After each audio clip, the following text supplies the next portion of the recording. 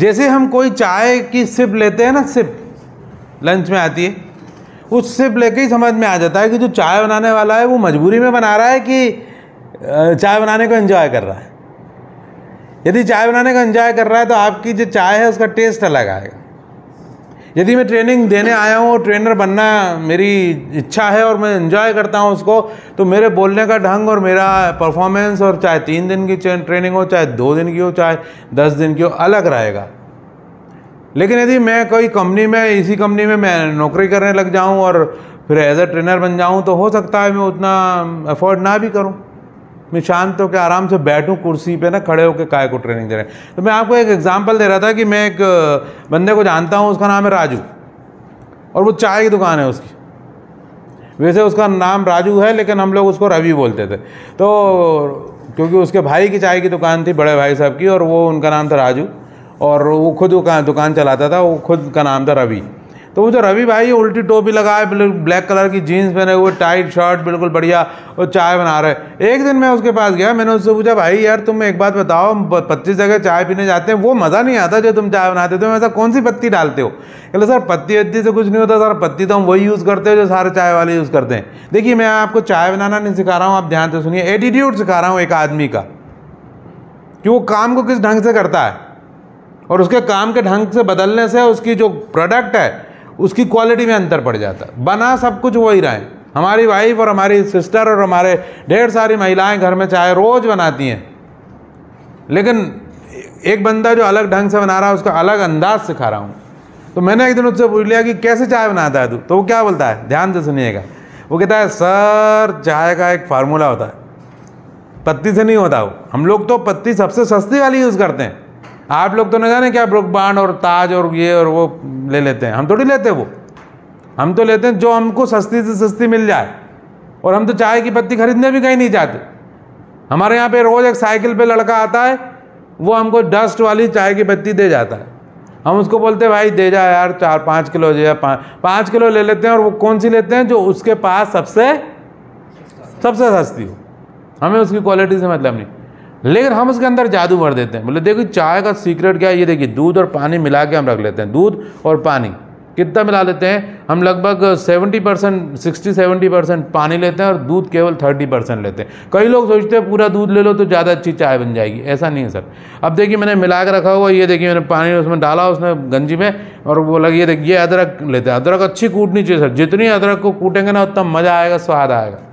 और आप धीरे धीरे कूट के उसमें डाला बढ़िया मजे से अदरक। अब स्ट्रो उसने तेज कर दिया, तो ये जो स्ट्रो है ना मेरा, ये स्वाद लाता है, इसको स्लो नहीं करना। आप कभी ट्राई करिएगा घर में, यहाँ पे आप हीटर होगा आपके पास, या जो भी इंडक्शन होगा, इंडक्शन हो, हीटर हो, गैस हो, कुछ भी हो, उसका जो फ्लेम है, उसका जो स्पीड है वो फुल रखिएगा। और एक गंजी कौन सी लीजिएगा जिसमें हैंडल लगाओ। आपने देखा होगा मार्केट में रस्तों पे हैंडल वाली गंजियों में वो बड़ी साइज़ की, थोड़ी बड़ी गंजी, जिससे कि चाय ऊपर उफन के ना आ जाए, बाहर नहीं आ जाए। और वो गर्म हो गई, उसमें अदरक डाल दी, अदरक डालने के बाद उबलने लगी, काफ़ी पानी उबलने लगा। और जब काफ़ी उबलने लगा, उसने जैसे ही पत्ती डाली एकदम से चाय बाहर निकलने लगी। उसने उसकी डंडी को पकड़ा और यूँ हटा लिया उसको, फिर से रखा, फिर ऊपर हटने लगी, फिर हटा लिया। फिर उसने एक चम्मच उठाया, बड़ा वाला चम्मच होता है ना दाल वाला, वो चम्मच उठा के उसमें डाल के ऐसे ऐसे करने लगा। कहला इससे सर उफने की नहीं, और ये चम्मच इसमें पड़ा रहने देंगे अपन, अब बाहर नहीं गिरेगी। लेकिन इसका स्लो नहीं करना है। घर में लेडीज़ वगैरह क्या करती हैं, स्लो में चाय, वो दूसरा भी काम करने लग जाती हैं स्लो करके, इसलिए उतना स्वाद नहीं आता है। इसमें स्लो नहीं करना है, बिल्कुल स्लो नहीं करना, तेज में रहना। अब उसका ध्यान आपको रखना है, नीचे नहीं गिरनी चाहिए, और ऐसा भी ना हो कि वो जल जाए, जलनी भी नहीं चाहिए। तो आप उसको चलाते रहिए, हिलाते रहिए। और फिर जब वो काफ़ी चल जाए तब आप एक दूसरी खाली गंजी लीजिए और उसमें छन्नी लगा के इसको छान लीजिए। अब छनी हुई चाय को आप थोड़ा देर चलाइए, देखिए अब देखिए बिल्कुल झाग आ गया इसमें। अब आपने कप को आप छन्नी से तो हम छान ही चुके हैं, एक छन्नी और लगा देते, डबल छान लेते हैं, और थोड़ा नीचे से ऊपर तक गिराइए, झाग आ जाएगा सर चाय। और जैसे उसने गिराया, बोले ये देखिए आप पी के देखिए सर। क्वालिटी आती है आदमी के एटीट्यूड से, आदमी के वर्किंग स्टाइल से। तो आप प्रोडक्ट किसी का यदि खास तौर पे कुकिंग का है, हाँ ठीक है, कोई टीवी बेच रहा है तो पता नहीं चलता, क्योंकि वो एक डीलर है, उसने कुछ क्रिएट नहीं किया है, वो तो सिर्फ एक दलाल है। मान लीजिए भले एक कार बेचने वाला आदमी है, वो है BMW बेच रहा हो या कुछ बेच रहा हो, लेकिन वो बेसिकली उसने डिज़ाइन भी नहीं करी, उसका प्रोडक्शन भी नहीं है और उसका कुछ लेना देना भी नहीं, वो सिर्फ क्या है, एक ब्रोकर टाइप है, जिसको हम डीलर बोलते हैं। ब्रोकर वर्ड थोड़ा गंदा लगता है तो हमने उसको दूसरा नाम कर दिया डीलर, डील कर रहा है। तो उनकी बात नहीं कर रहा, वो क्रिएटिव लोग नहीं है। वो भले हो सकता है करोड़पति हों, और करोड़पति वही ज़्यादा है आजकल। मैं बात कर रहा हूँ क्रिएटिव बंदे की। भले वो करोड़पति ज़्यादा है, लेकिन जब वो मरेंगे, जब वो ख़त्म करेंगे अपनी ज़िंदगी, घूम के देखेंगे हमने अपनी ज़िंदगी में क्या किया, कुछ नहीं किया। कारें यदि 200 बेच ली या 1000 बेच ली, उससे क्या आपने ना बनाया ना कुछ किया। लेकिन वो जो चाय वाला, और ये जो दूसरा शैलेंद्र श्रीवास्तव, और जो तीसरा आप कार नहीं बेच रहे, ना बेचोगे। आपको एक ऑर्गेनाइजेशन में काम करना है, आपको लोगों के साथ डील करना है, और डिपेंड करेगा, आगे वाला वक्त बताएगा कि NTPC कितनी प्रोग्रेस करता है, वो आप लोगों के हाथ में। मेरा ऑर्गेनाइजेशन कितनी प्रोग्रेस करता है, वो मेरे हाथ में। वो जो रवि था, रवि की चाय की दुकान कितनी अच्छी चलती है, वो रवि के हाथ में। डीलर को छोड़ दो, डीलर मतलब यहाँ पे वो सब लोग जो क्रिएटिव नहीं है। तो आपको सबसे पहले क्या होना पड़ेगा, आप अपनी क्वालिटी को बढ़ाने के लिए, मैंने आपको कल पहला दिन समझाया था, एंथुजियाज्म, उत्साह होना चाहिए लाइफ में। दूसरा नंबर की चीज़, आपको बोलने का तरीका आपका अच्छा होना चाहिए। तीसरा नंबर की सबसे इम्पोर्टेंट चीज़, कि जो आप काम कर रहे हो, आपको उस काम में मन लगना चाहिए। आपका यदि उस काम में मन नहीं लगता है तो आप कुछ कर लो, आपको मज़ा नहीं आएगा। तो उसमें मन लगाइए और मन लगा के काम करिए। सुबह मैंने कहा जल्दी उठिए, थोड़ा योगा करिए, थोड़ा घूमने जाइए, अपनी हेल्थ के प्रति थोड़ा सा कॉन्शियस रहिए, थोड़ा सा अपने आप को साफ़ सुथरा करिए, अच्छे कपड़े पहनिए। मैंने बताया था थोड़ा सा टाइट शर्ट पहनिए, जो शर्ट पहना है टाइट पैंट पहनिए, शूज़ अच्छे वाले, और शेविंग बिल्कुल बढ़िया करी हुई, जो भी आप कर सकते हैं जितना। हम जेंट्स में तो ज़्यादा होता भी नहीं, एक शर्ट होता है, एक पैंट होता है। शर्ट पैंट में ज़्यादा कॉम्बिनेशन भी नहीं चलते, महिलाओं के जैसा हमारा नहीं है कि बहुत सारे कॉम्बिनेशंस हों। वो लोग तो बहुत ख्याल भी रखती हैं अपना, हम लोग तो कुछ भी पहन लेते हैं। लेकिन उसमें भी आज टाइम बदल गया है। हमारे पिताजी के ज़माने में तो कोई कलर वलर होते भी नहीं थे, हाँ, केवल वाइट और ग्रे में वो पूरी ज़िंदगी निकाल दी उनने। लेकिन आज टाइम बदल गया। आज आप ब्रांडेड शर्ट की दुकानों पे जाओगे या ब्रांडेड कपड़े लेने जाओगे तो बहुत सारे शेड्स हैं। फूल आ गए हैं आदमियों के शर्ट्स पे, पहले फूल नहीं हुआ करते थे। मल्टी कलर आ गए हैं, शेड्स आ गए हैं, और तरह तरह के कपड़े आ गए हैं, तरह तरह के शूज़ आ गए हैं। क्यों? क्योंकि मार्केट चेंज हो गया, अब लोगों को चॉइस हो गई है, अब लोग अपने अच्छी चीज़ें खरीदने लगे हैं। तो उसके लिए क्या करना है, आपको अच्छा बनना है, आपको ईमानदार बनना है। और आपको सबसे बड़ी चीज़ कि जैसा मैंने बताया कि वो जो चाय वाला है, वो सिर्फ एक चाय तो बना रहा है, बड़ी चीज़ थोड़ी है, लेकिन फिर भी जो तरीके से बना रहा है, जो इंटरेस्ट लेके बना रहा है, जो मज़े से बना रहा है, उसकी चाय को पहली सिप लेके ही समझ में आ जाता है कि बंदे ने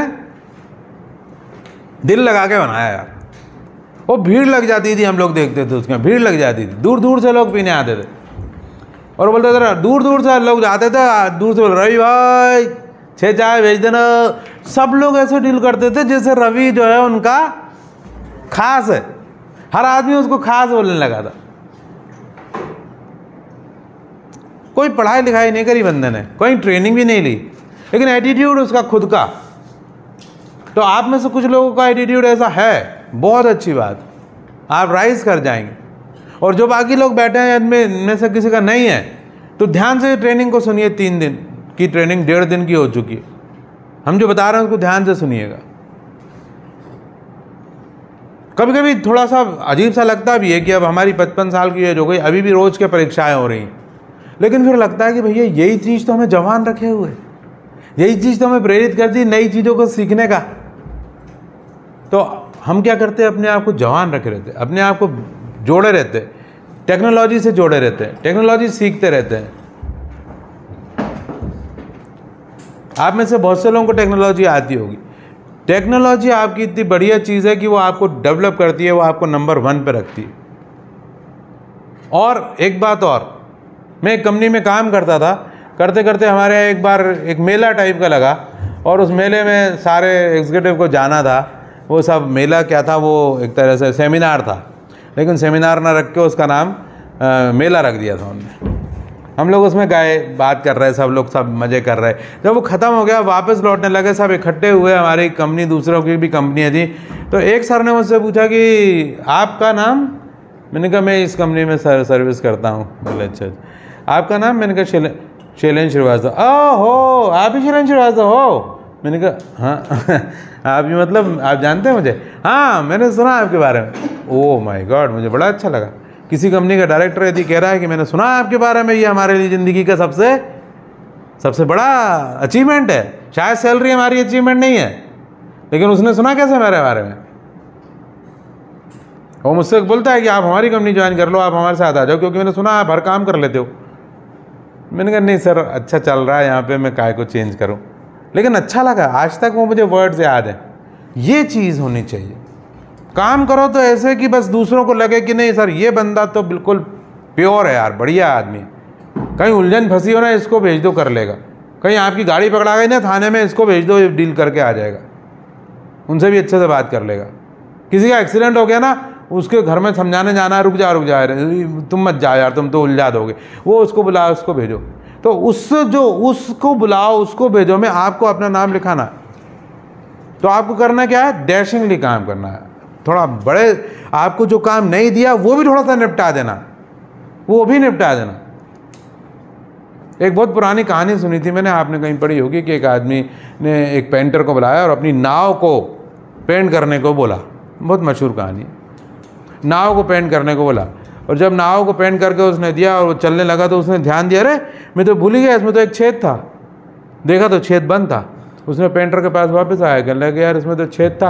हाँ मैंने देख लिया था सर, छेद है, तो वो मैंने ऐसा बंद करा, अब नहीं खुलेगा। उसमें क्या किया, लकड़ी इस तरह से फंसाई मैंने कि वो अब कभी निकलेगी नहीं और पानी भी अंदर नहीं आएगा। तो मैंने तो तुम्हें पेंटर के लिए बुलाया था ना, पर वो मुझे आता था तो कर लिया, और नाव में तो बंद करना ही था सर। क्या करा उसने? जो काम था वो तो किया ही किया, और थोड़ा सा एक्स्ट्रा कर दिया। और ये दिखाने के लिए भी नहीं किया, ये कहानी बने इसके लिए नहीं किया, वो तो करता ही, उसका एटीट्यूड है ऐसा। तो अपना ऐसा एटीट्यूड बनाओ कि आप थोड़ा ज़्यादा कर जाओ, थोड़ा बेहतर कर जाओ, थोड़ा अच्छा कर जाओ। तो वो एटीट्यूड बनेगा कैसे? कि आपका इच्छा होना चाहिए, आप अपने काम से प्यार करो, अब आपने अपने काम को पसंद करो बहुत ज़्यादा। मैं एक कंपनी में काम करता था, वो ऑटोमोबाइल कंपनी थी, और मैं वहाँ ब्रांच मैनेजर था। हम लोग डील करते थे मोटरसाइकिल्स में, वो ब्रांच मेरे ही हाथ में थी। लेकिन एक बार हमारे ब्रांच में एक नोटिस आया कि आपको मोटरसाइकिल की सेल बढ़ानी है। ये वीक जो है, ये हमको ये पर्टिकुलर ये वाली मोटरसाइकिल का वीक मना रहे हैं, और इसमें इसकी सेल को इम्प्रूव करना है। तो सारे लोगों को मैसेज दे दिया। वो बजट आया ही नहीं, बजट अभी तक बना नहीं था। वीक चालू हो गया, मंडे से चालू होना था, मंडे से संडे तक एक हफ्ते का टाइम था। और मंडे को हमने चालू करना था, मंडे को बजट ही नहीं आया, पैसा ही नहीं, कुछ भी नहीं, हमें मालूम नहीं करना क्या है। अरे मैंने कहा छोड़ो कुछ भी हो यार। मैं गया वर्कशॉप में, देखा तो एक स्टैंड खड़ा था बड़ा सा ऐसा, जो जिस पर गाड़ी को डिस्प्ले करते हैं। बस मैंने कहा ये उठा लेते हैं यार, ये किसी काम का तो यहाँ नहीं। मैं उठा के लाया उसको। हमने क्या किया, टेंट हाउस में खुद ही गया और दरी ला के उसको दरी से ढक दिया अच्छी नई वाली, उस पर एक मोटरसाइकिल चढ़ा दी। लेकिन मैंने सोचा यार मोटरसाइकिल तो अपने पास भी है, दूसरी भी है मेरे पास, हमारे पास बजाज की मोटरसाइकिल थी।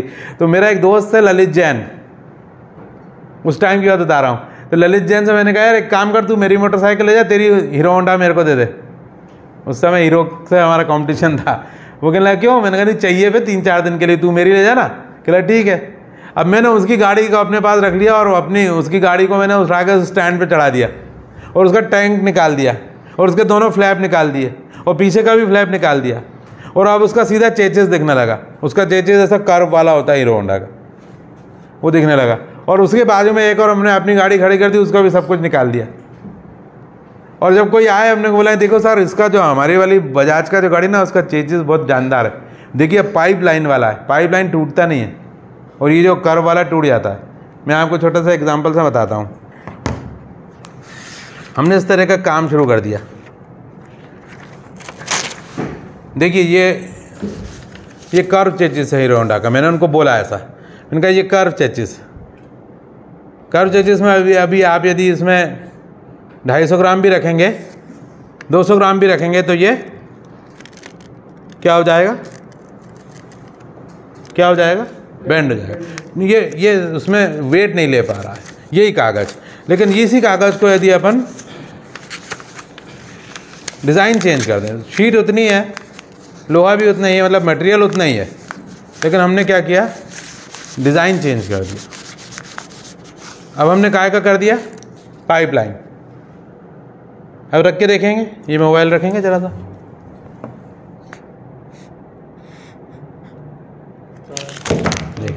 मोबाइल इतना भारी मोबाइल रख लिया अपन ने, पर रखा गया।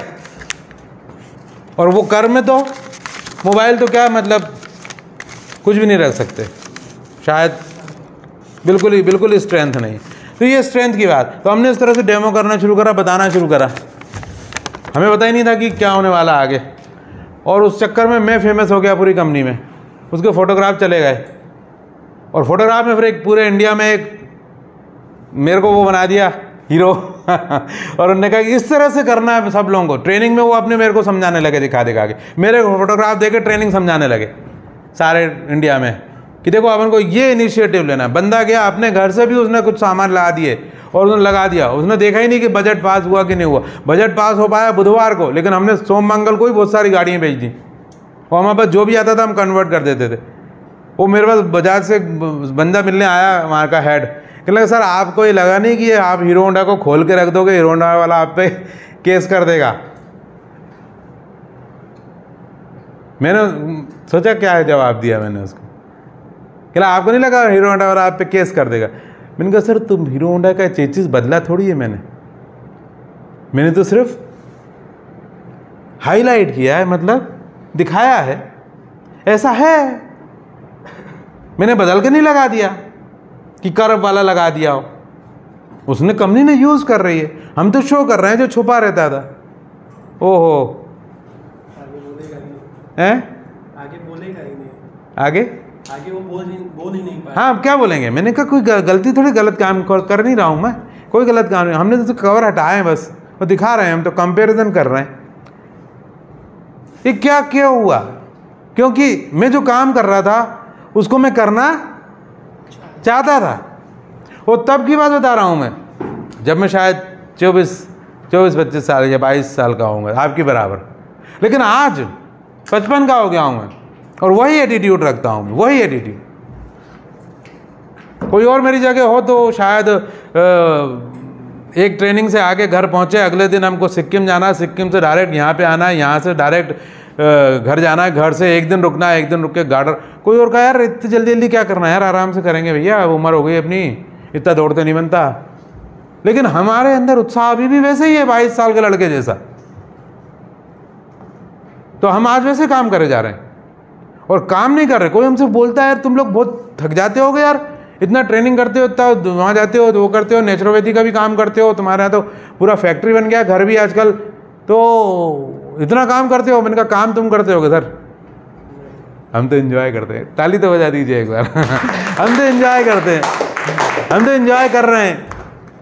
हमें क्या मज़ा नहीं आ रहा? मज़ा आ रहा। फ्लाइट का चार्ज दे रही कंपनी, अच्छा गेस्ट हाउस दे रही रुकने को, वहाँ से यहाँ आ रहे हैं, हम समझा रहे हैं लोगों को, हम मोटिवेट कर रहे हैं लोगों को, और वो मोटिवेट से थोड़ा थोड़ा मोटिवेट हम भी होते जा रहे हैं। ये एक एटीट्यूड होता है। ये होता है कि आ बैल मुझे मार, हाँ मैं कर सकता हूँ सर, हाँ मैं क्यों नहीं कर सकता। और जो अपने काम कर रहे हैं उसकी क्वालिटी को बढ़ाते जाइए। जहाँ भी आप जाएंगे काम करने, देखिए जरा कैसा काम चल रहा है पिछले 50 साल से, उसमें क्या नया आइडियाज़ हो के अपन उसको ईजी बना सकते हैं, क्या नया आइडिया कर सकते हैं जो ईजी बन जाए। क्या जो अभी रजिस्टर बने उसको एक्सेल पे लाया जा सकता है? हाँ ऐसा हो सकता है तो बहुत अच्छा है, क्योंकि रजिस्टर में एक बहुत बड़ी प्रॉब्लम होती है कि रजिस्टर सीरियल चेंज नहीं कर सकता। फिर से बोलूं, रजिस्टर सीरियल चेंज नहीं कर सकता। एक बार आपने किसी चीज़ के नाम लिख दिए 25 और रजिस्टर पे साइन करवाए, लोगों से कुछ कुछ करा, ये करा वो करा, तो आप उसको 23 नंबर को दूसरा नंबर पे नहीं पहुंचा सकते, क्योंकि वो तो बन ही गया रजिस्टर। लेकिन आप एक्सेल शीट में सब कुछ कर सकते, तो क्यों ना एक्सेल पे बना दें। तो इस तरह के इनोवेटिव आइडियाज़ आप सोचते जाइए, बढ़िया रहेगा। कंपनी ने कहा कि एक काम करो यार, कोई टाइप राइटिंग वाला यहाँ पे है क्या? सर मैं तो अभी नया आया हूँ सर, मुझे मालूम नहीं। क्यों, क्या काम कहता है सर बताइए? वो एक पेज है, उसको पूरा के पूरा प्रिंट करा के बेंगलोर में मेल करना है, लेकिन वो जिसने लिख के दिया हिंदी में लिख के दे दिया। बेंगलोर में हिंदी कौन समझेगा? तो तू ट्रांसलेट करना है, इंग्लिश में तो कर ही दें। और यदि बेंगलोर में कौन सी लैंग्वेज चलती है? कन्नड़ा। हाँ तो कन्नड़ा चलती, तो कन्नड़ा में भी यदि आप करवा दो तो कन्नड़ा किसको आती है? अरे एक आध को तो आती होगी नहीं? आपका तेलुगु किसको आती है? चलो तेलुगु, कन्नड़ा को हटा देते हैं। तेलंगाना भेजना है, मान लीजिए आप ही का प्रोजेक्ट है, एक लेटर तेलंगाना भेजना है, पर वहाँ जो वर्कर्स हैं उनको हिंदी उतनी अच्छी आती नहीं है, और शायद इंग्लिश भी आती होगी, नहीं पता जिसको भेजना है। लेकिन हाँ ये तो पक्का पता है कि उनको तेलुगु, अरे तेलुगु तो आती ही होगी ना।